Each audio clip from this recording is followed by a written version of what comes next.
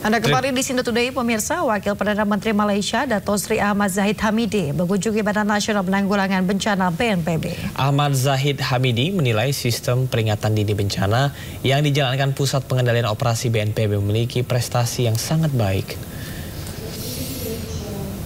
Kunjungan ke BNPB dilakukan untuk memperdalam pemahaman serta berbagi pengalaman terkait dengan upaya mitigasi dan kesiapsiagaan bencana.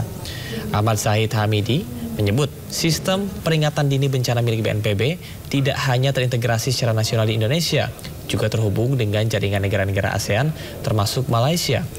NADMA, Agensi Pengurusan Bencana Negara Malaysia, bermitra dengan BNPB sehingga pemantauan bencana dapat disampaikan kepada publik secara real time. Ahmad Zahid menambahkan, meski memiliki sistem peringatan dini dan indikator informasi yang canggih, manajemen bencana harus ditangani dengan kesiapan penuh.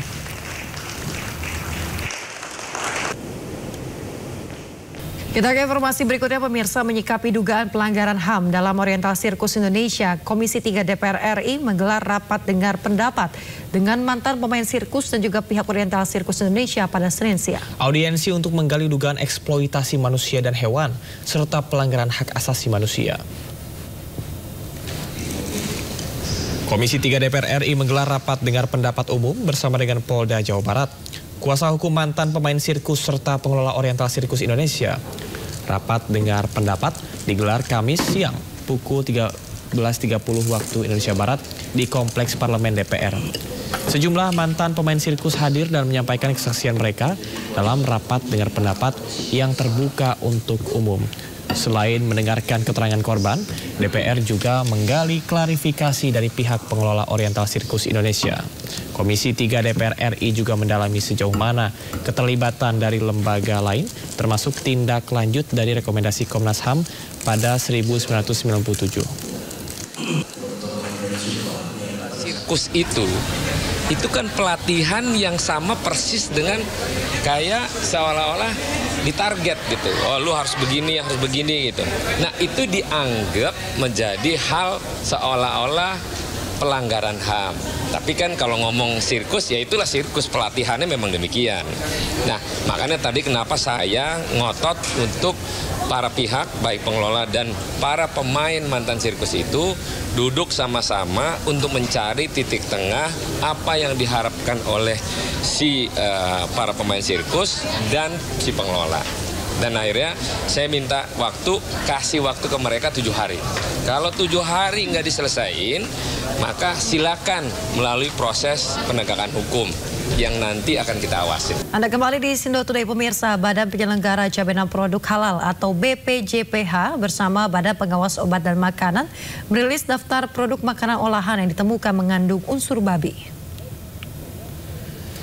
Kepala BPJPH Haikal Hasan menjelaskan, unsur babi ditemukan pada 9 produk makanan. 7 diantaranya telah memiliki sertifikat halal.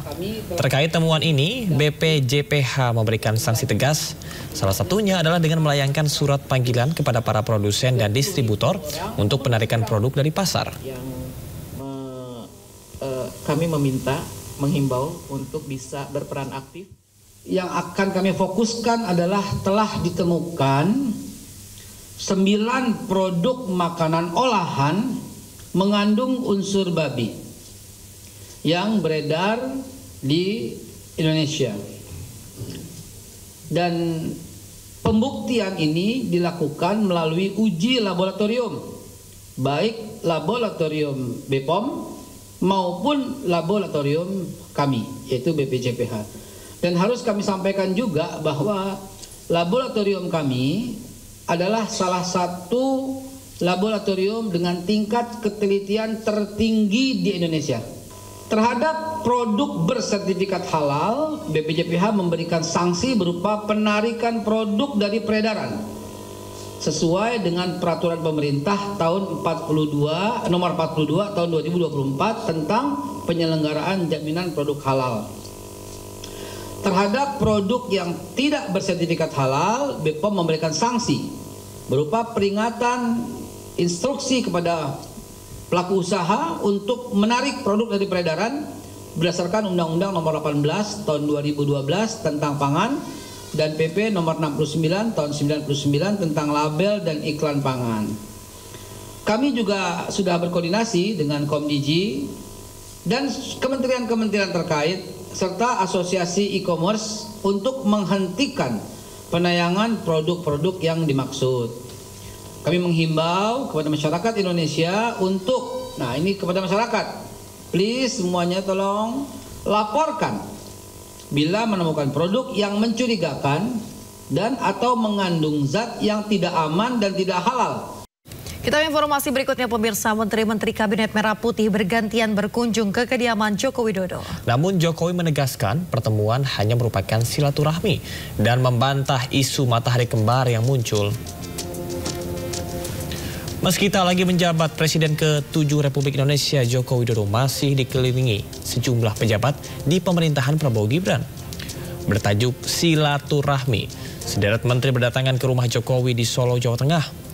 Di antaranya Menteri Koordinator Bidang Pangan Zulkifli Hasan, Menteri SDM Bahlil Lahadalia, Menteri Kelautan dan Perikanan Sakti Wahyu Trenggono, Menteri Kesehatan Budi Gunadi Sadikin, hingga Ketua Dewan Ekonomi Nasional Luhut Binsar Panjaitan. Eksistensi pengaruh Jokowi terungkap setelah sejumlah menteri masih menganggap Jokowi sebagai pemimpin. Namun, Presiden ke-7 Republik Indonesia Joko Widodo membantah ada matahari kembar. Apa yang salah? Silaturahmi di hari Lebaran kan sangat baik kepada siapapun, ya. Kemudian mengenai matahari kembar, nggak ada yang namanya matahari kembar. Matahari itu hanya satu, yaitu Presiden Prabowo Subianto. Udah jelas. Kalau selama ini menteri dan wakil menteri kesini itu apakah juga meminta saran dan masukan? Silaturahmi biasa. Dan itu baik, silaturahmi itu. Kalau beberapa yang masih menyebut bos sendiri gimana? Beberapa menteri masih menyebut Bapak sebagai bos. Mantan bos. Tapi sudah silaturahmi dengan Pak Prabowo ya Pak ya? Oh sudah, hari Lebaran hari pertama itu video call. Gak lama dengan beliau. Dengan Pak Ma'ruf juga nih Pak? Pak Ma'ruf juga, Pak Presiden Prabowo juga. Ya, matur nuwun Pak. Ada rencana untuk tatap muka Pak? Tatap muka.